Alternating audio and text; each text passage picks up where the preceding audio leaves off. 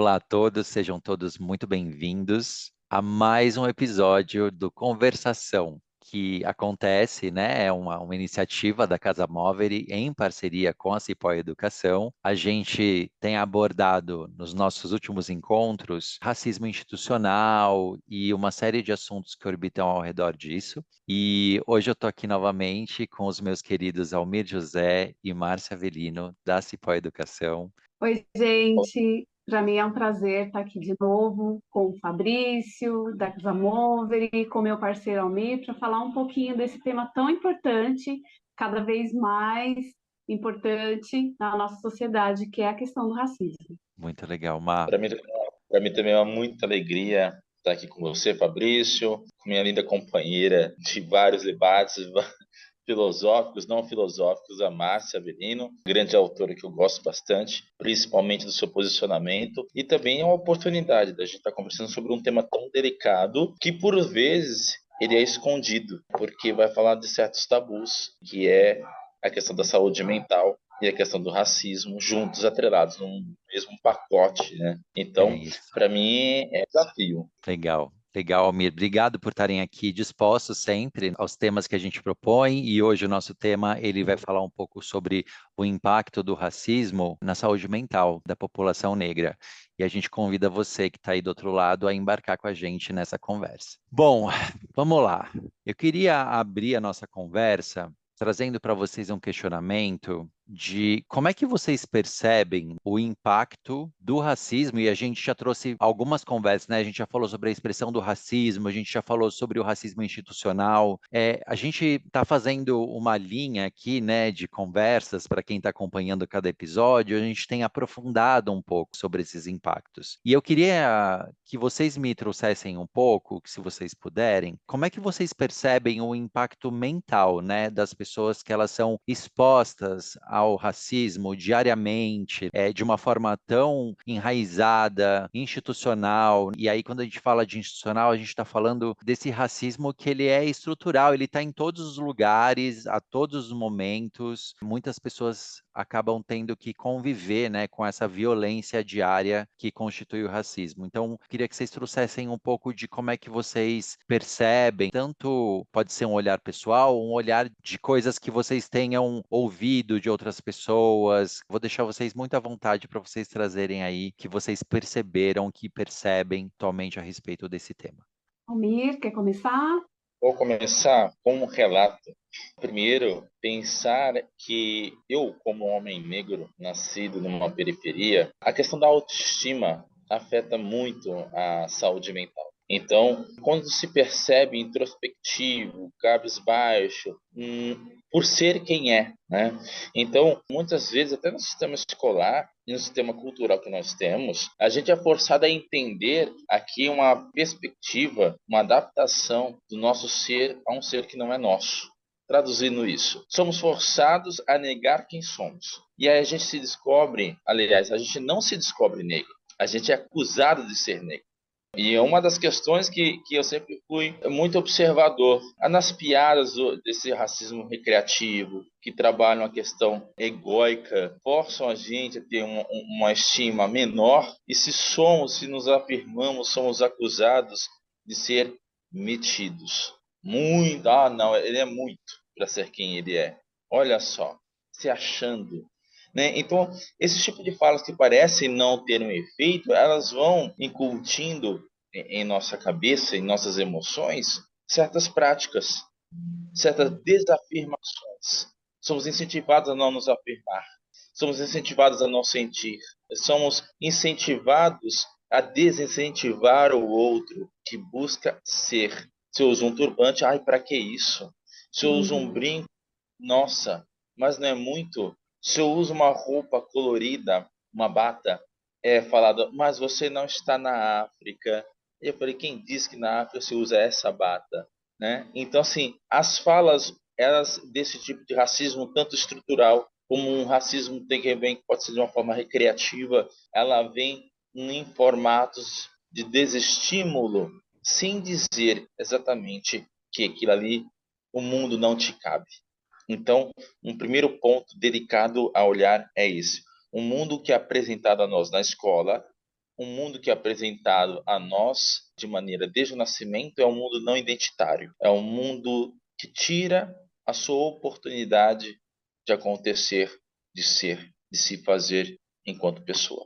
Então, queria começar primeiro ponto nessa situação desse território cultural e existencial, que é ser negro, também numa sociedade que, apesar de ser quantitativamente negra e parda, ela é, acima de tudo, culturalmente branca, num sentido não de forçadamente ser branca, mas é hegemonicamente branca. Ela nos coloca como se esse fosse o padrão cultural, a régua delimitadora entre o ser seu e o ser alheio. Que forte, Almir. Márcia, o que tu acha disso? Falei. Eu não entendi direito o que você falou. Eu perguntei o que você acha de tudo isso que eu te Eu falei acho que agora. você é maravilhoso. Você já me deu a deixa para falar um pouquinho. Estava aqui, enquanto você estava falando, pensando nos nossos encontros anteriores, né? E o quanto a gente tem sido feliz nesses momentos que a gente tem coberto muitas coisas sobre esse assunto que é tão importante e o como a gente começou falando de algo talvez um pouco mais amplo. A gente começou falando logo do racismo estrutural, da sua característica histórica, institucional, e de lá para cá a gente meio que num caminho natural, a gente vem afunilando isso, né? E aí você me dá a deixa para falar um pouco de como essa sua fala é exemplo das ideologias que o racismo cria. A gente fala que o racismo ele é estrutural porque ele vai criar uma ação que se alimenta, né? Que se retroalimenta dentro de um fazer social. Então, isso que você está dizendo, quando você fala que as pessoas se sentem minorizadas porque não correspondem a um ideal de beleza, a um ideal social, de modo geral, da aparência, de como se coloca, de como se veste, de como se porta, tem a ver com uma das formas, uma ideologia, né? Com uma das formas de instituir o que é o certo e o errado. E aí a ideologia que eu vejo aí, que parece que ela é a mais estruturante, é a que coloca a branquitude como um ideal. Então, para você ser alguém reconhecido, para você ser alguém que é digno de estar em determinados locais sociais, desempenhando determinadas funções, sobretudo aquelas, né, de maior responsabilidade, de maior notoriedade, você precisa estar nesse padrão aqui, que é o padrão branquitude, né? É o padrão branco. E aí eu lembro já de início do Frantz Fanon, Pele Negra, Máscaras Brancas, falando que ao coitado do negro cabe se esforçar para provar a sua brancura, não só para o mundo, para ocupar esses espaços de importância social, mas para si mesmo. E aí eu acho que a gente já tem um gancho importante para falar da saúde mental. Imagine alguém que fica o tempo todo pensando em como tem que se comportar, em como tem que se vestir, em como tem que falar, como faz para se colocar em determinados lugares em que ele tem que se provar branco, ao passo que uma outra pessoa não tem que provar que é branca, não tem que se preocupar em comportar-se como branco, porque parece que é meio que é natural, né? Entre muitas aspas. E aí a gente tem já posto, né, os motivos pelos quais a saúde mental da população negra pode ser muito mais afetada do que a das demais pessoas. Então, acho que a minha fala meio que de abertura é essa. Uau! Eu vou puxar o gancho dessas falas de vocês também para a gente colocar um pouco mais de pimenta nessa conversa e vem muito do que o Almir trouxe da fala inicial dele, me fez pensar também sobre a objetificação do corpo do homem e da mulher negra. E o quanto isso também, dentro desse lugar do racismo, também impacta diretamente na saúde mental, no sentido dessa formação mesmo dessa pessoa, né? Desse entendimento dela dentro da sociedade, né? De como ela é vista, de como ela é percebida, e de como ela deve ou não agir, de como ela vai se colocar. A impressão que eu tenho é que, de alguma forma, isso deve influenciar na autopercepção da pessoa, no quanto ela se ama, né? Então, nesse lugar de amor próprio também. E eu queria colocar mais essa nuance aqui na mesa para entender de vocês também como é que vocês percebem, né, esse lugar da objetificação do corpo do homem e da mulher negra dentro desse aspecto da saúde mental, né? Bom, Fabrício, Bom, Márcio, eu se me acho. permite, Vai lá, Amém. eu vou dizer uma palavra: dismorfia. Dismorfia. Dismorfia é uma distorção mórfica da nossa forma de ser. Os corpos negros, os corpos pretos, né? Eles são distorcidos ao longo do tempo, né? Por um processo todo histórico de escravização, né? Fomos reduzidos linguisticamente, culturalmente, fisicamente. As pessoas também, acho que é bom pensar nisso. Fomos reduzidos fisicamente a sermos a todo momento fortes, né, que não pode se quebrar, que tem que resistir, tem que ser o símbolo da resistência. Contanto que a maior parte dos nossos símbolos, sejam eles ficcionais ou não, são símbolos de resistência física. Mãos negras representadas dessa forma, punho cerrado, para cima, resistência, ou com correntes, quebrando-as. Não tem, assim, um momento de paz, de amor, de afeto. Não são corpos pretos, negros se abraçando.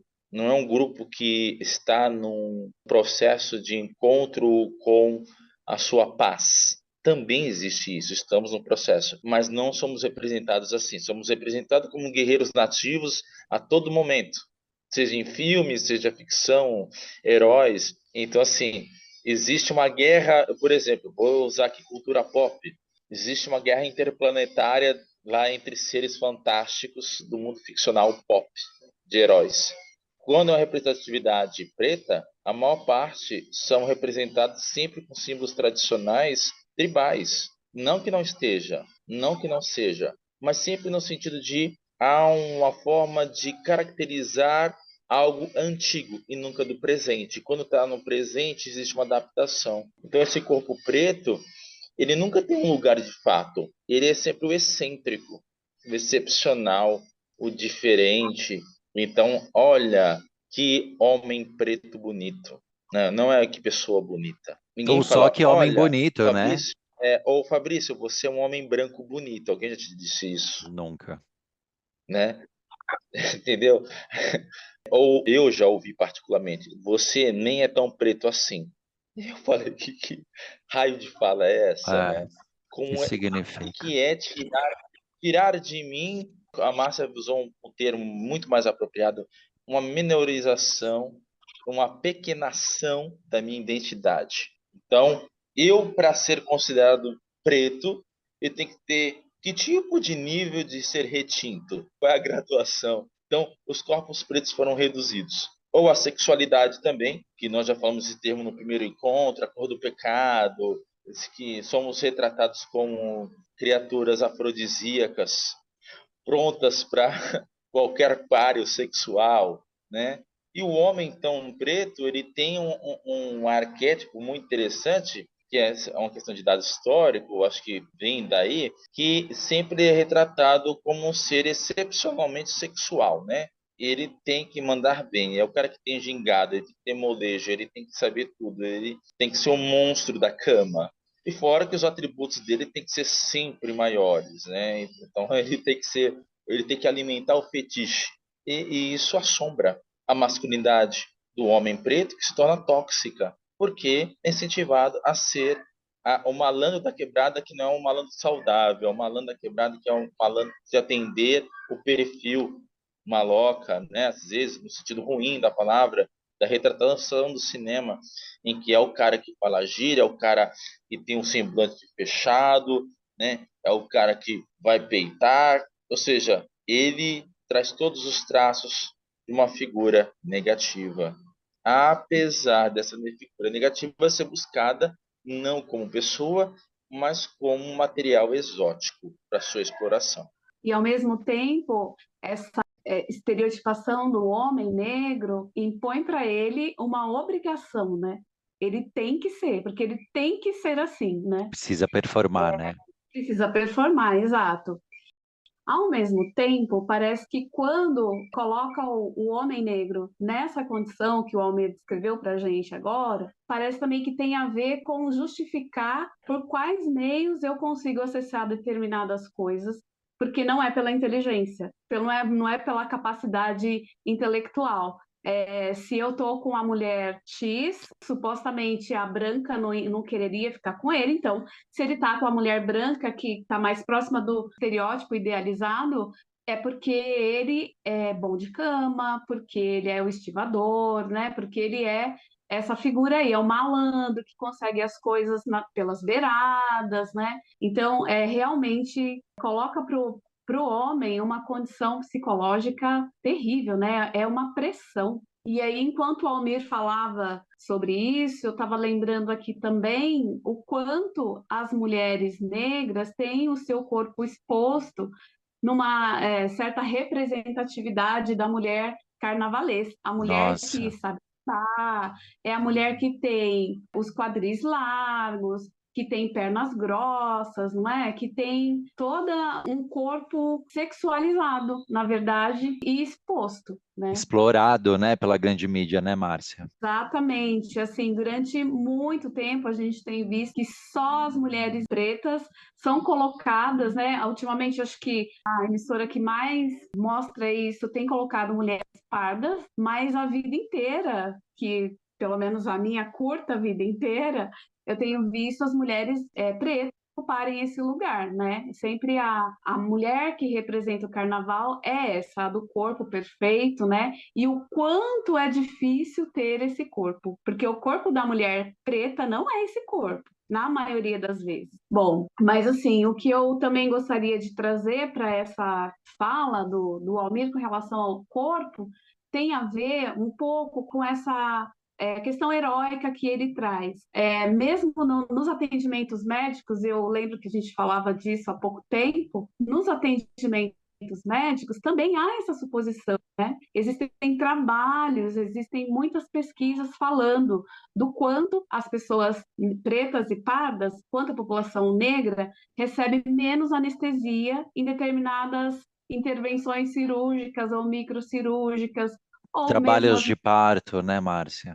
parto, exatamente, né? O quanto eu estava ouvindo outro dia uma médica falar sobre isso, o quanto os sistemas de saúde, as instituições de saúde têm olhado para as mulheres negras gestantes como um objeto. Então, elas cuidam durante o pré-natal do bebê. O bebê está se desenvolvendo, o bebê está crescendo, o bebê tem o que ele tem e pouco se olha para a mãe. Haja vista que as mulheres da população negra têm maiores índices de eclâmpsia e de morte durante o parto, ou nas situações de processo de parto, né? Então, são exemplos de como essa coisa da virilidade negra, para dizer melhor, da característica heróica, que é a resistência, né? A resistência física negra, são colocadas na saúde também através dos corpos e o quanto isso impacta na questão mental,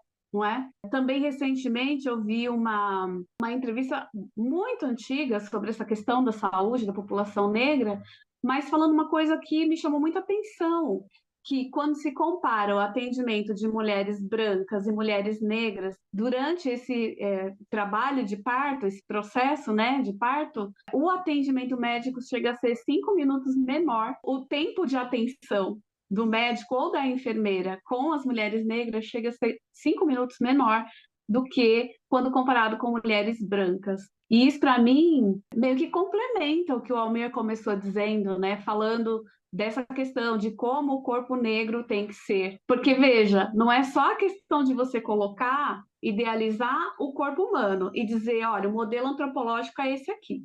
Tem que ser com cabelo X, com olho tal, com comportamento, enfim. Diz também como o negro é, como ele tem que ser. Ao passo que o negro, ele não consegue nem ser, ele tem que fazer um esforço muito grande para ser aquilo que é idealizado para ele, como aquilo que é o melhor que se pode, supostamente, se poderia ter desse corpo negro e também se esforçar para provar sua brancura, como diz o Fanon, para sobreviver nesse mundo, né, em que o que opera e o que tem chance é o corpo branco. Então, meu amigo, é muito peso, né? E aí eu lembro em algum momento, acho que com certeza você vai saber isso melhor do que eu, mas em algum momento, ouvindo as palestras de psicólogos do CRP, eles falando o quanto os processos de humilhação, os processos de diminuição são impactantes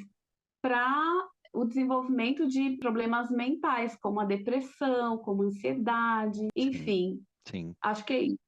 Eu, escutando vocês falando agora, me deu muito essa impressão, que eu acho que é mais do que uma impressão, de que esse lugar que a população negra precisa o tempo inteiro ficar se provando, está muito ligado também ao lugar da passabilidade, porque é o tempo inteiro se comparando com qual é o negro que ele está apto, eu vou usar esse termo, né? Está apto a chegar em determinados lugares e qual é o negro que ele não está apto, né?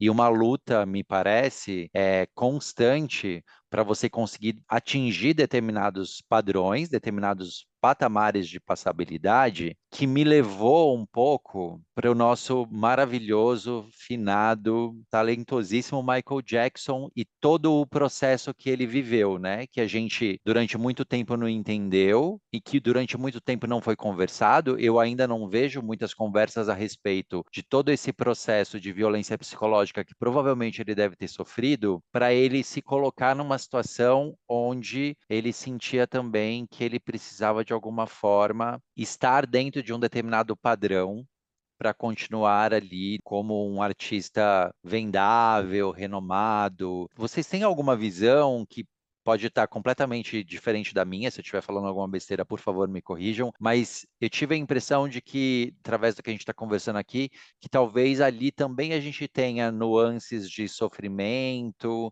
que podem ter acontecido e que estão um pouco dentro desse lugar da passabilidade que fez com que aquele menino Michael Jackson que a gente conhecia, que tinha muito mais aspectos, né, de um homem negro, foi se transformando através do tempo à medida que ele foi chegando, né, ao estágio adulto, e então a gente viu aquele homem completamente transformado, né, inclusive tentando de alguma forma suavizar os traços que ele tinha no rosto e caracterizavam ele como um homem negro, né? Qual que é a visão de vocês a respeito disso?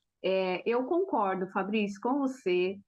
Acho que é o que a gente viu acontecer com o Michael Jackson é exatamente isso. É a possibilidade que ele tinha, que ele bancou, diferente da maioria dos negros, ele tinha condições para adquirir características euro. Essa palavra não vai sair, Eurocêntricas. não é nem eurocêntrico, assim, é se europeizar. É isso que eu Tá, quero dizer. Ele tá. teve condições financeiras para se europeizar de alguma forma, né? E tirar as características que os estudiosos costumam chamar de negroides, né? Características que nos dão dicas de que a pessoa tem fenótipos negros, africanos, afro. Então, ele teve essa condição de fazer esse tipo de transformação. E eu estou falando isso porque eu acredito que essa racialização que é imposta às pessoas negras, ela pode levar muita gente no momento de desespero, de angústia, de tentar sobreviver no mundo em que ela é o tempo todo apontada como diferente, como inferiorizada. Acredito que essa pessoa, se tivesse condições, também faria. E aí a gente ia ter um boom de pessoas, né? Talvez isso ficasse até mais exposto, o quanto essa passabilidade é contada no momento em que você disputa uma vaga de emprego, no momento que você está dentro de uma universidade e que você tem que provar que você entrou ali, não entrei por cotas, entrei porque, enfim, quando você olha para a pessoa, essa condição de passabilidade, ela parece um recurso de poder. Quando você olha para essa pessoa que tem características menos negroides e mais europeias, de modo geral, claro, estou falando você, estou falando aqui nós, né? Nós, sociedade, a gente automaticamente remete à condição social dessa pessoa. Quando, por exemplo, você vê uma pessoa vestida de determinadas formas, você diz a pessoa bem vestida. Ah, ela deve morar em tal lugar, ela deve ter tido uma educação tal, ela deve ter, olha, ela deve ter cursado um ensino superior, porque ela fala de determinado modo, porque ela se veste de determinado modo. A mesma coisa acontece para a passabilidade das características fenótipas. Ou seja, eu diminuir as características negroides me possibilita ser mais passável para ocupar determinados espaços em que as pessoas vão olhar para mim e vão inferir que eu vim de determinados locais sociais. Então, eu reforço, não duvido que muita gente racializada, né, a gente evita muito deixar alguma brecha para dizer que os negros são racistas, porque isso não existe. Mas essa racialização que lhes é imposta pode levar a essa condição, né, de querer modificar o corpo a esse ponto. É um sofrimento psíquico que me parece tão profundo que leva a pessoa a negar a sua própria identidade, né, Márcia? Na verdade, assim, eu diria um pouco mais. Eu diria que não é nem negar a identidade, é impedir a pessoa de entender qual é a sua identidade. Porque, veja, você nasce, né?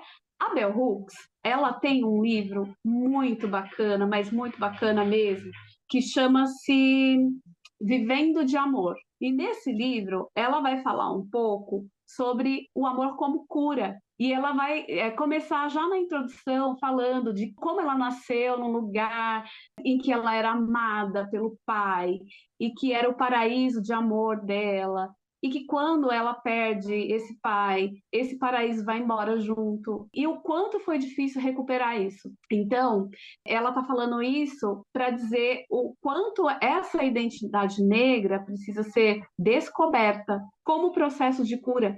É um processo de amar-se. Assim, esbarra um pouco na questão de como a nossa sociedade tem, a exemplo, né, dos processos colonizadores históricos, o quanto fica ainda para a gente a mulher preta como aquela que cuida, é aquela que cozinha, é aquela que a ama, que é a mucama, que é aquela que, enfim, ela cuida de todo mundo, menos dela. Então, a Bell Hooks traz um pouco para a gente essa coisa do amar-se, para descobrir-se, para saber quem você é. Né? Porque, veja, a gente está falando aqui que o negro, o tempo todo, tem que se tornar branco para ocupar determinados espaços. E o quanto isso é impossível. Então, qual é a ação de resistência? A ação de resistência é identificar-se negro, saber-se negro. Eu falo saber-se negro, eu lembro de uma outra situação, talvez eu não tenha ela aqui agora, mas que é muito importante, da Neuza dos Santos. Foi uma escritora e psiquiatra brasileira importante, se não me engano ela era baiana, foi parceira da Anísia da Silveira, ou seja, uma mulher revolucionária, né? Escreveu um livro ainda durante a ditadura, né? Que chama Tornar-se Negro. Nesse Tornar-se Negro, ela vai dizer exatamente isso. Tornar-se negro é saber identificar-se nesse lugar que você está como uma pessoa que precisa sobreviver nessa sociedade desigual e que impõe uma determinada característica para que você ocupe determinados espaços sociais, mas, ao mesmo tempo, em paralelo, amar-se também, identificar-se como negro, assumir o que se é, e nesse assumir-se o que se é, encontrar de fato a sua identidade. Mais para frente, eu vou tentar lembrar, tem uma coisa muito importante que ela fala, infelizmente me sumiu agora, mas ela fala coisas muito importantes, assim, acho que a dica que eu deixaria hoje, né, de leitura, seria esse Tornar-se Negro, da Neuza dos Santos Souza, se não me engano. Incrível, Má, incrível. Eu queria aproveitar essa deixa do Tornar-se Negro para tentar puxar nossa conversa um pouco para o lugar de como é que a população negra pode, de alguma forma, trabalhar, né, na sua saúde mental, assim, apesar de de tudo que acontece, né? Que eu acho que é um pouco desse lugar do livro que você está falando. O se reconhecer, o tornar-se negro, né? Se apoderar desse lugar e buscar, né? Esse lugar dentro da sociedade, esse equilíbrio, esse amor próprio. Como é que pode ser pela experiência de vocês ou pelo que vocês já leram a respeito? Quais são esses lugares psicológicos, físicos, que cuidados a gente pode, de repente, trazer aqui para a conversa, que essa população negra pode ter consigo mesma para conseguir se fortalecer mentalmente, né, nesse lugar do amor próprio, no lugar de se conhecer, de se entender negro e de atuar de uma forma mais confiante, né, assim, de si mesma dentro da sociedade. Não sei se minha pergunta ficou clara, eu tentei elaborar ela aqui, e ela ficou um pouco extensa, mas Fabrício, penso que primeiro é perceber o racismo internalizado em nós. Acho que o primeiro processo é perceber isso, né? Admitir haver racismo no Brasil e admitir que isso é um problema, sim, mental, é um problema de saúde mental, é um problema cultural, é um problema social, é um problema humanitário. Porque isso vem se arrastando há tanto tempo que gerou uma exclusão intrínseca, gerou aí que existe em nós um processo tão enraizado de racismo que a gente não consegue mais distinguir que isso é um comportamento execrável, é um comportamento desumanizado, mas foi internalizado e naturalizado de uma maneira que não conseguimos mais perceber por todo um processo de política afirmativa de uma branquitude que na época colonial queria afirmar seu poder. Temos que lembrar que, historicamente, havia grupos étnicos na África, além África, nações. E nesse processo de colonização, foi colocado todos no mesmo pacote, denominados negros. O que acontece? Criou-se um problema, que não é um problema do negro, é um problema da branquitude, em resolver essa parada, que é de nós agora. Nós estamos colhendo um fruto, então é uma parada social que todos nós temos que nos empenhar para extinguir isso, porque isso é um câncer. Eu vou dizer esse termo, é um câncer na sociedade. Tem que ser tirado fora, tratado e sumir com ele, porque ele não tem lugar na humanidade, não tem lugar nessa estrutura social, não faz parte. Ele foi criada e como algo criado, ele pode ser também destruído. Ponto final. Não há conciliação no racismo. Há Uhum. conciliação entre as pessoas em mudar suas posturas, mas eu não posso compactuar. Então, para que a saúde mental nossa possa ter chance de formar uma sociedade melhor, uma sociedade menos animalesca nesse sentido, eu tenho que ser combativo, eu tenho que fazer um reconhecimento dessa minha postura. Tem internalizado posturas? Faço piadas recreativas, racistas? Isso é uma questão de saúde mental. Para que eu faço piada? Eu quero engrandecer aqui a mim mesmo? Qual é a necessidade que isso tem? Porque isso demonstra que quem está fazendo a piada tem alguma questão também. O que buscou fazer uma piada dessa? Qual é a intenção? Porque se não é para demonstrar que eu sou melhor que o outro, eu quero dizer que o outro é menor. Eu quero inferiorizar o outro. Qual a necessidade? Então a questão aí, Fabrício, eu inverteria um pouco. Não só buscar fortalecer a comunidade preta, negra, né? Se falar em comunidade, né, negra, e todo homem, mulher e pessoa de cor preta, é entender por que quem faz, exemplo, piada de racismo recreativo faz essa piada. O que alimenta isso? O que ele quer trazer com isso? Suavizar um problema que está tudo bem? Não, não está tudo bem, ó, né? serventia, e na verdade não suaviza, né? Ao contrário, né, Almir?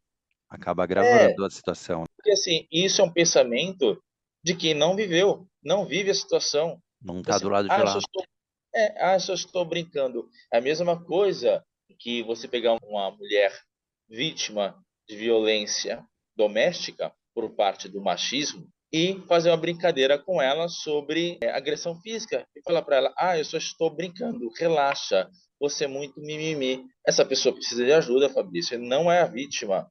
Eu não estou falando só da vítima agora. essa pessoa que está fazendo isso, ela precisa de ajuda, de fato, terapêutica, uma ajuda de um processo de humanização e de desintoxicação. Assim como também está atrelado a um tipo de masculinidade tóxica. Exemplo de o homem negro, quando pensa que ele tem que ser o bambambam, que não é todo estereótipo que nós enunciamos, ele precisa também passar por um processo de uma masculinidade saudável, recuperar sua masculinidade, recuperar para se entender como homem e depois entender-se como homem dentro dessa perspectiva cultural de ser negro no Brasil. Uhum.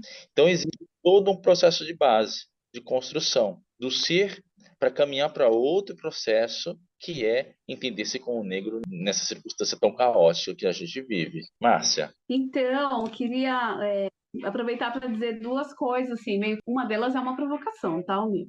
Primeiro, essa coisa de o quanto as pessoas querendo demonstrar essa força, tipo, ai, não sou afetado por isso, por aquilo, ou também, ao mesmo tempo, influenciado por essa coisa de que eu tenho uma população negra que é muito mais forte, que é mais resistente do que a população branca, as pessoas deixam de pedir ajuda. E eu tô dizendo isso porque eu ouvi umas amigas, né, falando sobre essa questão.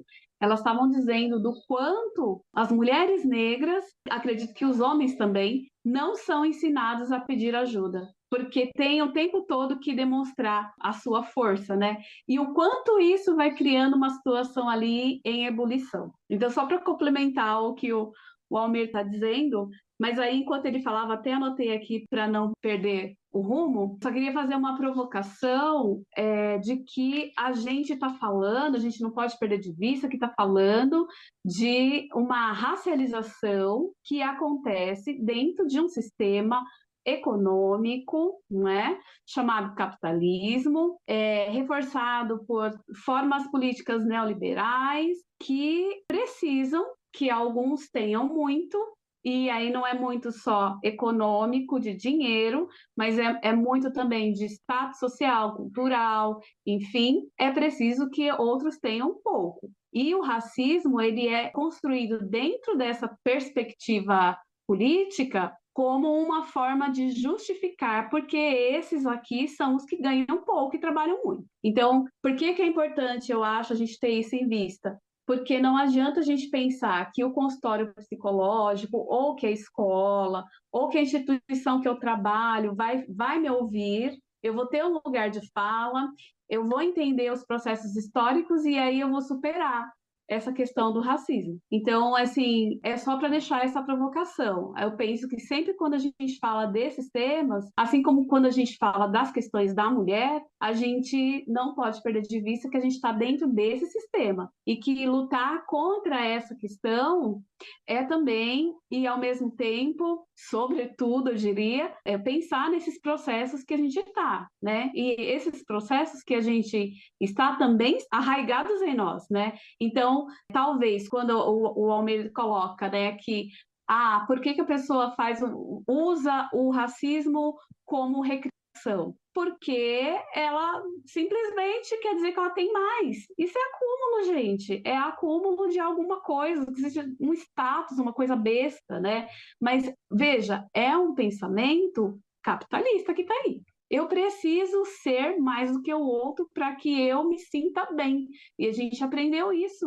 Há muito tempo a gente vem aprendendo isso, porque a gente está numa sociedade capitalista, né? Então, eu deixaria essa provocação aí para a gente também pensar nos processos capitalistas que a gente, né? A gente não pode só falar de racismo e tentar ser antirracista, a gente também tem que falar de capitalismo e tentar ser não capitalista para poder combater o racismo. E aí, com relação ao que o Fabrício trouxe como questão, aí eu trago de novo a Bell Hooks, né? Eu vou trazer aqui uma citação bem pequenininha dela, que eu anotei, desse livro dela chamado Vivendo de Amor.